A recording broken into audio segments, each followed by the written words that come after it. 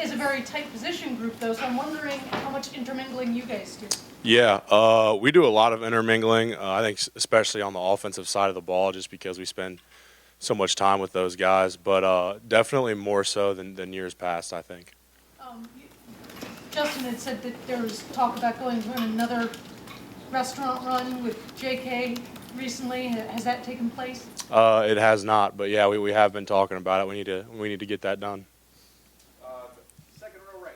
Tony, Josh, from the ozone. What makes Devon so good, and how have you guys made each other better this year? Yeah, Devon is really good. Really, really good.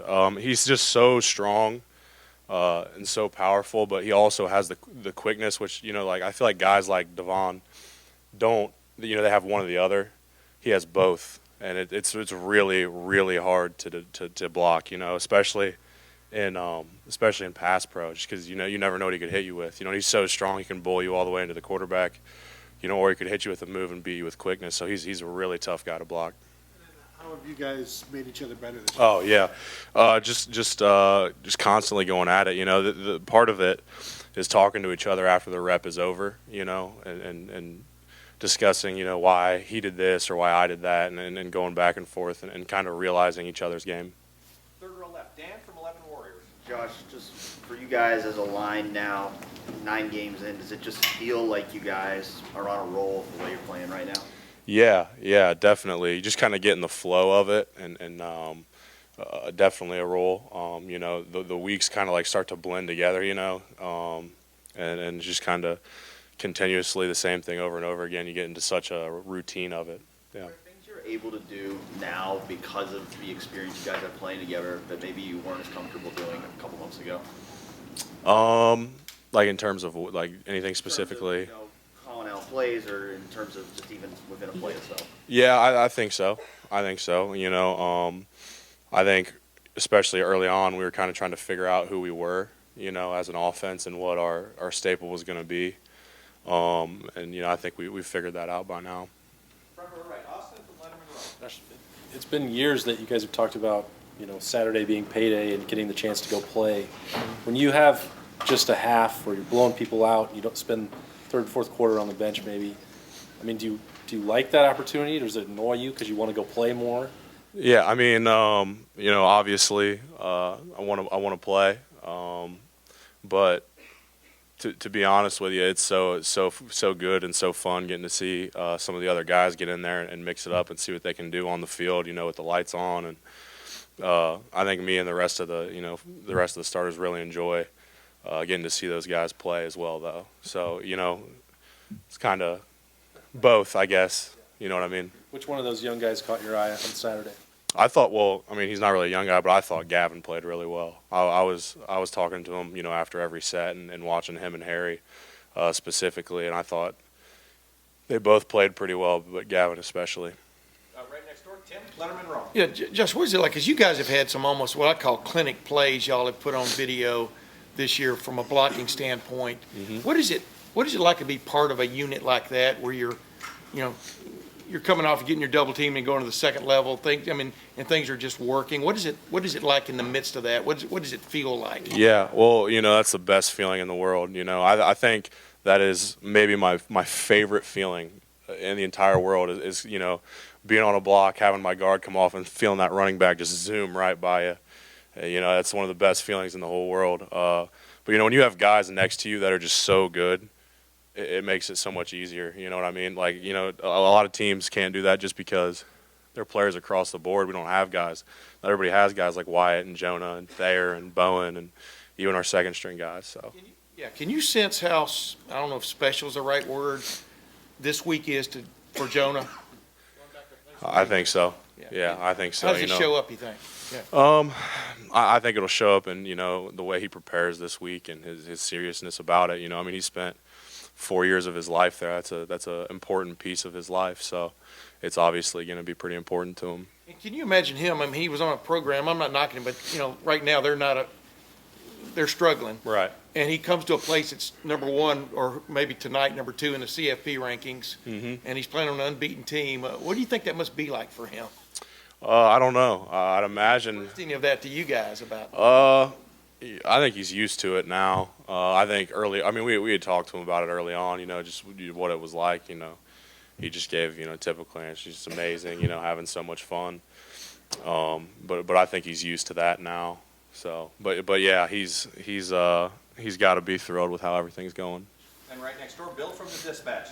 Yeah, Rutgers is a huge underdog. What's the challenge for you guys to not take this game lightly? Yeah, I think the biggest challenge is just focusing on us like we do every week. Just because they're an underdog doesn't mean we can't focus on playing our best, playing together, and getting some really good quality reps in. Tim just referenced that the CFP is going to come out tonight. You're probably going to drop to 2. Do you guys care? Is there any thought about that at all? Not really. So much can change from now. All we're focused on is this game, winning this game, and then moving on from there. But we try not to worry about what we can't control. Front row left, Nathan from Cleveland.com. Just to go back on one of the answers you gave to Lori, you said that this year was there's like more, I guess, cohesiveness where the offensive line group feels closer. Why is that? Did it happen just completely organically? Did somebody like? I think so. Yeah, I couldn't tell you how it happened. It just did. I love all the guys in our room, and top to bottom, I think we all love each other and love spending time together. And different question. What's impressed you the most about the way Justin Fields thinks about football, or just his IQ, his intelligence? Yeah, he's very smart. It's interesting sometimes. Like it doesn't happen very often, but every now and then we'll go back and forth. Usually in practice, in the game we don't. I'll just stick with the call, and if he wants to switch it, then we'll switch it, and I'll roll with it. But every now and then, I'll be like, no, this, and he'll be like, no, that. We go back and forth. But it's interesting. He's come such a long way, and his knowledge of the offense is incredible, especially for being here for such a short time. So he's done an outstanding job. You're saying that's on the actual play call, or that's on? That's calls after the play was already made, or after the play was already given to us, and there's different calls we can make on that play. Okay. And we're going back and forth about what we want to do on it. Who wins those arguments? He does every time. Fourth Yeah. row middle, Patrick from 24/7 Sports. Josh, in the spring, obviously working with the first team line, you guys didn't have Jonah.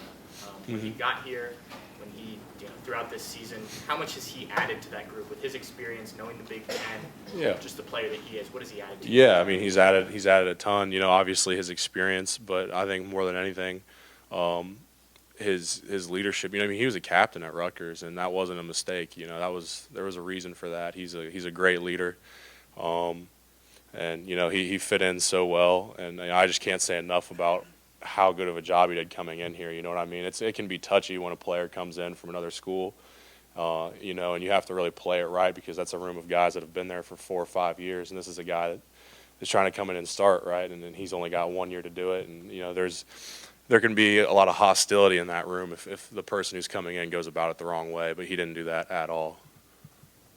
Fourth row right, Spencer from Letterman Row. Josh, it seemed like early in the season there were teams throwing some twist blitzes at you guys and in pass protection. Right. Is that something that you guys have focused on the last couple weeks? Because it seemed like against Maryland you guys were picking those up and passing defenders off really easily.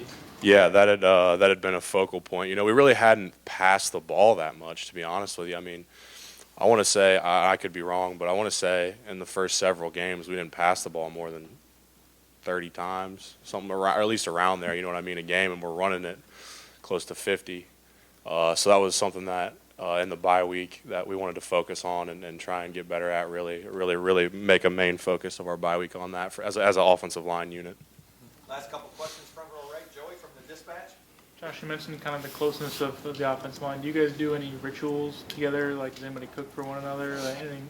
Yeah, we well, there's a bunch of different things that we do. I know some of our guys go get breakfast Friday morning before the game.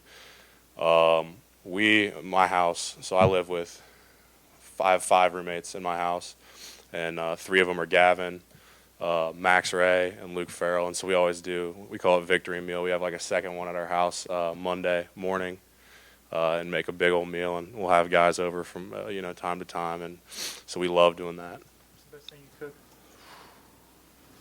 cooked so many different things. I couldn't even tell you. I don't know. We had biscuits and gravy yesterday. It was like it was really unhealthy. Yeah, but it was great. So. How many eggs you go through on one of those? I'm not joking. It's like 40. Yeah, it's a lot. All of you, it's really good food. I've been there, I go to all of them. Always there.